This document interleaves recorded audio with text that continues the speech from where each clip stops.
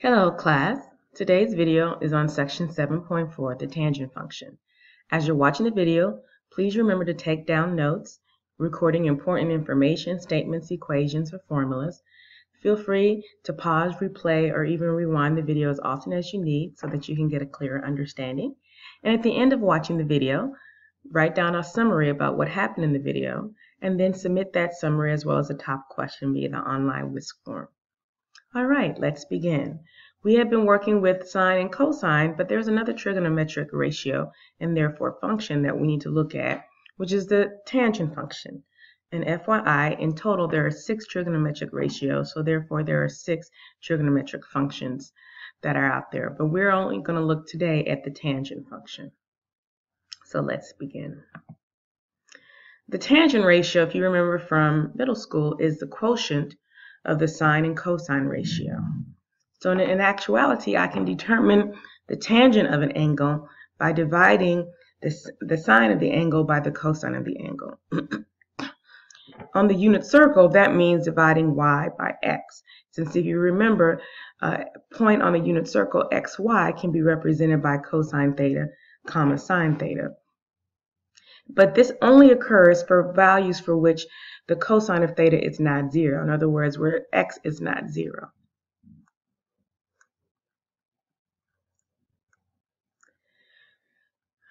If I were in a right triangle instead of a unit circle, then the ratio for the tangent ratio could be found by taking the length of the opposite leg divided by the length of the adjacent leg. In this case, A divided by B, where theta is this angle. So that's a review from middle school, but now let's see how that refers to the tangent function, which is dependent on the value of theta, which measures the angle in degrees and in the future radians. So in all actuality, the tangent function is actually the slope, the tangent ratio is actually the slope of the line connecting the point on the unit circle with the origin. Because as you can see, change in y over change in x is equal to the slope, and the change in y is literally the y value of the point P, and the change in x is the x value of the point x, where x and y represent cosine and sine theta. So the slope really of this line between the origin and the point P is actually the tangent of that angle that is produced. And that's important to know, because when we take a look at the tangent as a function, another way to look at it is the slope of the line as a function as we change the angle theta. And as you can see, as we go counterclockwise, as the angle increases counterclockwise, the slope of the line also seems to be increasing up until we get to this vertical line, and then the slope then changes to be negative and starts decreasing as we go towards 180 degrees. Now it's important to note that these when the angle theta is at 0 degrees or 180 degrees, the line produced between the origin and that point is a horizontal line, and as we know that the slope of a horizontal line is 0. So when the angle is 0 or 180 or 360 or 400 and whatever and vice versa, it seems like the tangent of that angle is easy to compute. It's always going to be 0 because the slope of the lines that are produced are always 0. But when we get to the line of 90 degrees or 270 degrees, as you can see, those are vertical lines, and the slope of a vertical line is undefined.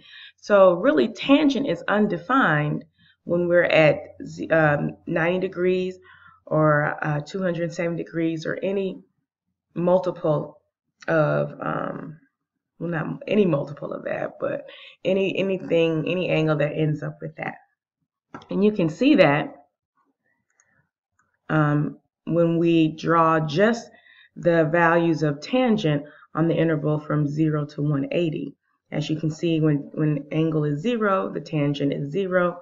When the angle is 180, the tangent is 0. But at 90, the tangent is undefined because you can't have the x equals 0 in the denominator, and because the tangent line, the slope of the line is undefined because it's a vertical line. Okay?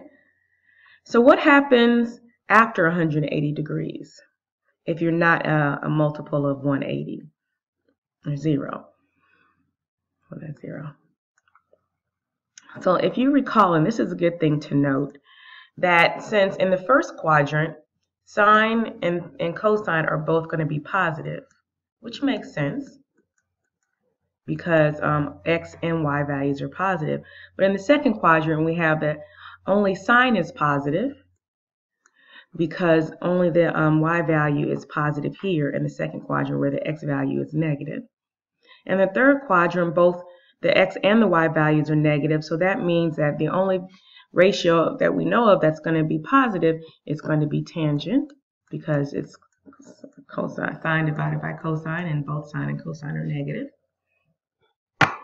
Let me just do this. And then in the fourth quadrant, the only value that is positive is the x value, so that means cosine is going to be positive. Another quick mnemonic phrase to help us remember this instead of having to denote it each time is all students take calculus. And all meaning all the ratio sign, all three ratios, sine, cosine, and tangent are positive. S in the second quadrant means only sine is positive. T in this third quadrant means only tangent is positive, and C in the fourth quadrant means only cosine is positive. So that's important to note that when we end up in the third quadrant, important thing to note is that tangent is positive just like in the first quadrant. In actuality, what will happen would be that this ratio, this graph will repeat itself every 180 degrees because the difference from quadrant 1 and quadrant 3 is 180 degrees.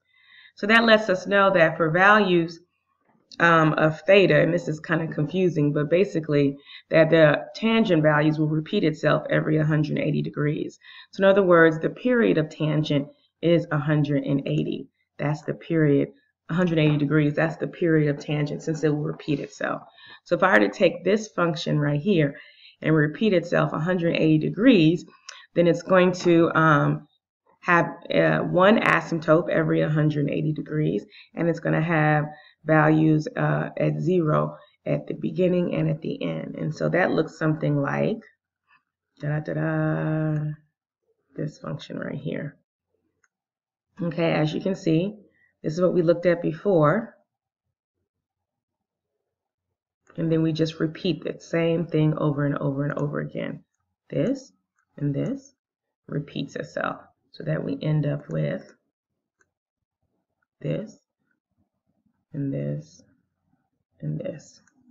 And that's what the tangent function looks like. I expect you to memorize what the tangent function looks like, and it's going to be easy to identify that because as long as you remember three very important things. Tangent is going to be 0 at any multiple of 180, as well as including 0, and the tangent line is going to be undefined. Tangent ratio is going to be undefined when x is equal to 90 degrees and 270, and in those increments. And that the third thing is that the period is going to be 180 degrees. All right, that's it. Thanks.